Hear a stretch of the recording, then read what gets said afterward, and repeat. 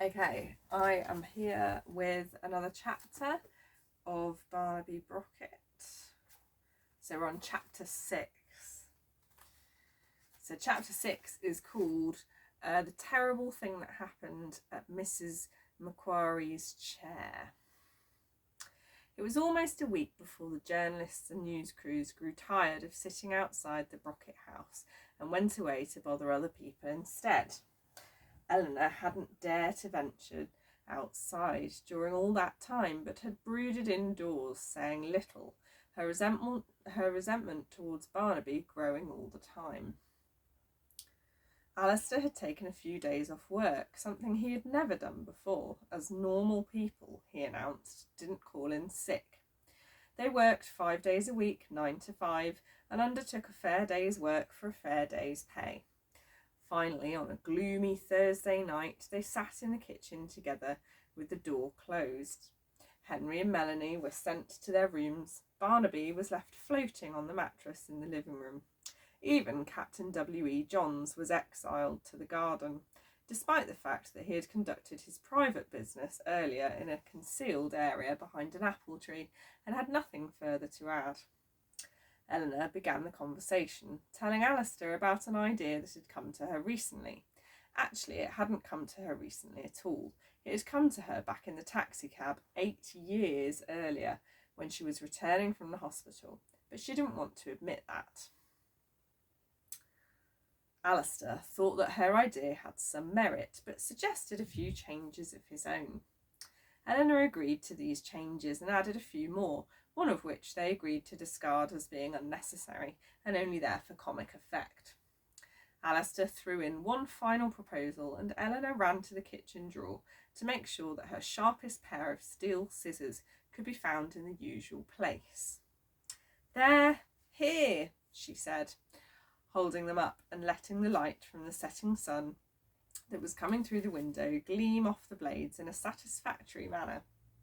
And it was then that their terrible decision was reached. "Are we sure about this?" asked Eleanor. "I'm sure if you're sure," said Alistair. "Yes," said Eleanor. "I'm 100% sure. There'll be no turning back, you understand that?"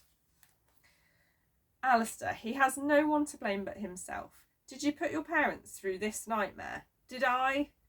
"Should we shake on it?" asked Alistair, extending his hand. "I don't think so," replied Eleanor, unwilling to engage in such a common act. "We're not underworld criminals." The following morning broke with a burst of sunshine and a group of 6 red-eyed common coals making temporary nests in the Brocket garden, much to the displeasure of Captain W.E. Johns, who guarded his patch with an authority not seen since the heyday of the Roman centurions. The family was gathered in the kitchen as usual, finishing breakfast, and the children full of beans, and parents unusually subdued. "Barnaby's not wearing his uniform," said Melanie, looking up at the ceiling. "Isn't he going back to school today?" "Not today, dear, no," replied Eleanor. "But all the reporters have left. His brain will grow soggy if he sits around the house much longer." "We'll decide that, young lady," said Alistair, "not you." "And we have decided," said Eleanor, staring fiercely at her husband, wanting to be absolutely certain that there were no faint hearts this morning. "Haven't we?" "Yes," replied Alistair. "I can confidently say that this is the best decision I've ever made in my life." "That's a little over the top, don't you think?" asked Melanie, looking at her father in surprise. "All you're doing is keeping Barnaby off school for another day." "Everyone in my class thinks Barnaby's brilliant," remarked Henry, reaching across for one more piece of toast, his 7th of the morning, and wondering whether he could fit in an 8th before leaving the table. "They want to know whether I can float too." "You see," said Eleanor triumphantly, pleased that one of her predictions had come true, even if it meant bother for her elder son. "Are they bullying you?" "Of course not," he replied. "I mean, have you seen me?" He had a point. Henry was 15 years old by now and played a lot of sports. It was unlikely that any of his classmates would think of picking on him. Even all that marmalade couldn't break through so much muscle. And anyway, what do I care if they think I float like Barnaby? It doesn't matter what other people think. It matters an enormous amount, said Alistair, putting his coffee down with an exasperated sigh, as he picked up Barnaby's dropped copy of A Tale of Two Cities and handed it back to him. Why wouldn't you want people to go around saying that you were a piece of Swiss cheese, would you? Or an ornamental teapot when it wasn't true? Melanie sniggered. The idea of her elder brother as either a piece of cheese or an ornamental teapot was one that clearly tickled her. Even Captain W.E. Johns barked in delight, rolling over on his back and kicking his legs in the air triumphantly. They can say what they like about me, said Henry, ignoring both of them. Sticks and stones and all that garbage.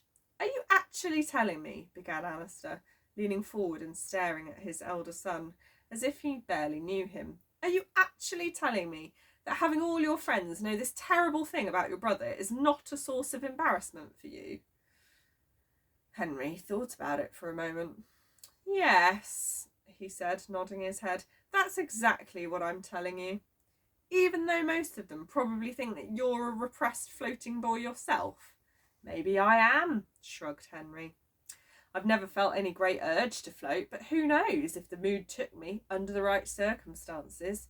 Henry, are you deliberately trying to upset me? Asked Eleanor, putting her coffee down in exhaustion. I'm only telling the truth, said Henry. It doesn't matter to me that Barnaby floats. It never has mattered. Good luck to him, that's what I say. Same goes for me, said Melanie, looking at her elder brother with a sense of pride. Henry could be terribly annoying sometimes, but good Lord, that boy had a heart of gold and wasn't afraid to show it. I'd better go to work, said Alistair, standing up and looking at his children in despair. Sometimes I wonder where I went wrong. Do you know that? Where we both went wrong, Eleanor.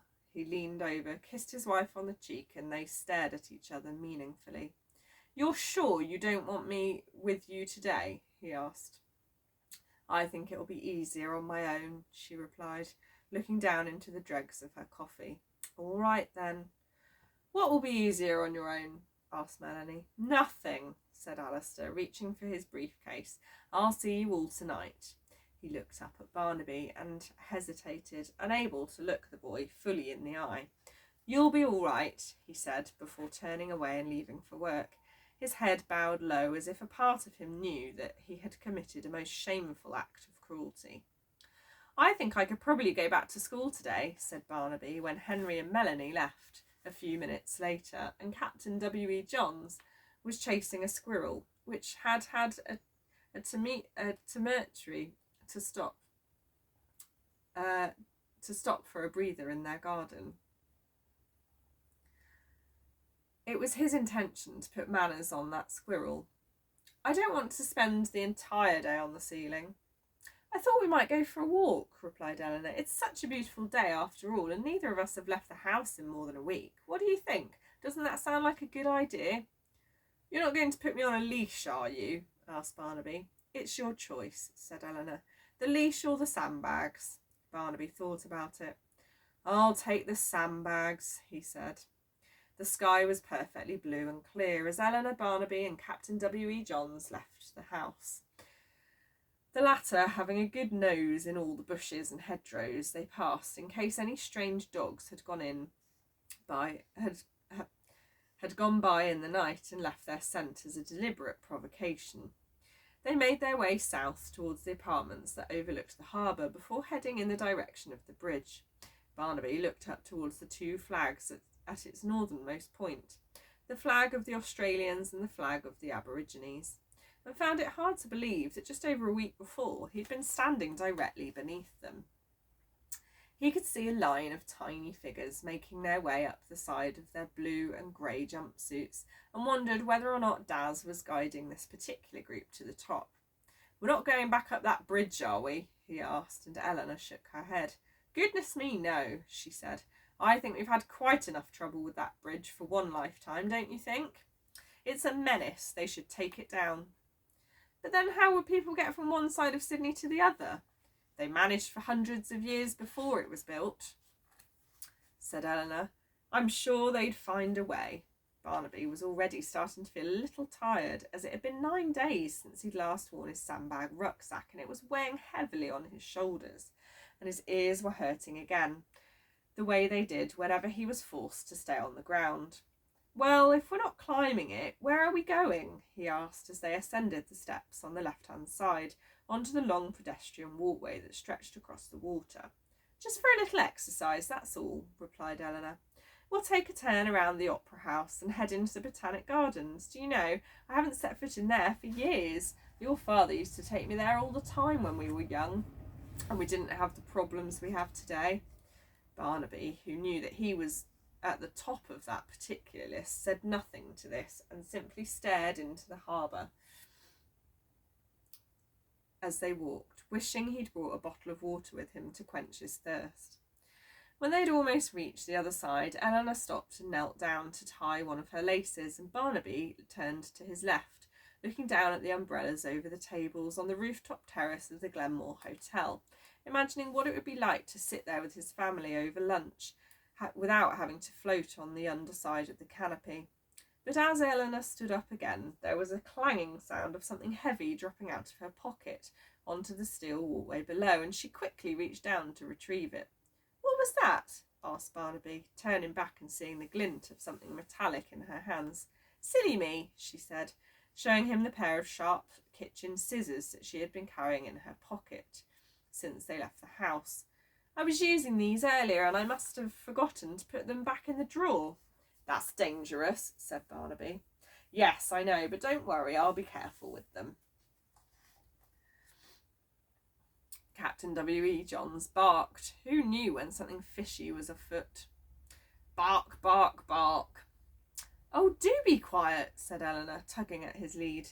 Descending the staircase into the rocks, they made their way through the early morning coffee drinkers before descending a steep staircase towards the Circular Quay, stopping briefly when Barnaby wanted to listen to an elderly Aborigine man playing the didgeridoo in front of the wharf entrances. "Come along, Barnaby," said Eleanor irritably.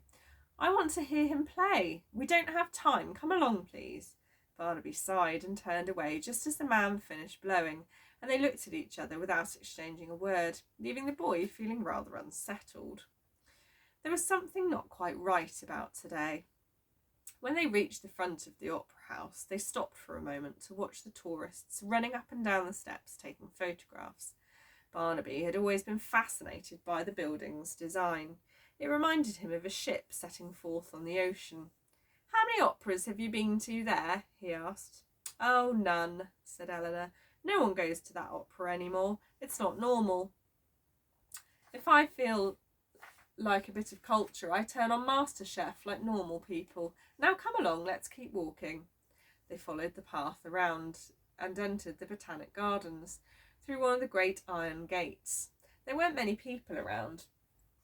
Just a few mothers with young babies in their strollers. An ice cream van stood in the corner, and a young girl sat in the window engrossed in a book and looking up occasionally in search for customers. "Perfect," said Eleanor, appearing pleased by how quiet it was. I totally lost my place.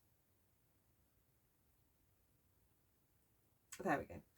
"I'm getting tired," said Barnaby. "Can't we stop for a while?" "Not just yet," replied Eleanor. "A nice walk around the cove, and then we can take a break, I promise." They joined up with a path running through the centre of the gardens, and Barnaby looked across at Woolloomooloo Bay, the water sparkling in the morning light, sending a rainbow of colour splashing along the surface like a coin skimming across the top of the waves. There were a few yachts already taking to the water. He could see families on board, mothers and fathers together with their children, all enjoying a happy morning. It was just like it was at the Glenmore. Families together, happy, no one embarrassed by their children. "Is it much further?" he asked, after another 10 minutes had passed. But Eleanor said nothing, simply continued with all the purpose and suppressed rage of a power walker. "We can stop now," she said finally, as Barnaby collapsed onto a large rock with a seating platform, while Captain W.E. Johns felt at his feet with a dramatic grunt and began to pant loudly. "We're here." Where? Asked Barnaby, looking around. Mrs. Macquarie's chair, said Eleanor. You've read about it in school, haven't you? No. Astonishing, she said with a sigh. What do they teach you children these days? It's part of your history. Barnaby shrugged. Maybe I was sick that day, he suggested, or being kept off. There's always an excuse, said Eleanor. Well, if that teacher of yours was any good at his job, he'd be bringing you on day trips to places like this, not dragging you up and down bridges just to get your face in the papers. This is where everything started for Australia, right here. This is where we all come from. She looked out to sea and breathed in deeply, as if there might be some memories of the lives and times gone by in the flowing sense of the distant Pacific Ocean. 200 years ago, she explained, Lachlan Macquarie, the governor of New South Wales, lived near here. His wife Elizabeth liked to wander down to this very point every morning to watch the ships arrive from England. She would sit here exactly where you're sitting right now on that rock and just watch them. Day after day, they named this place after her. They called it Mrs. Macquarie's chair. Barnaby stood up and looked behind him, worried that he might have stolen a ghost's seat. They used to ship the convicts here from England, continued Eleanor. You know all about that, don't you? Oh, yes, said Barnaby, who had learned this much at least in history class. And those ships didn't just contain men and women, you know. They... It's very distracting, babes.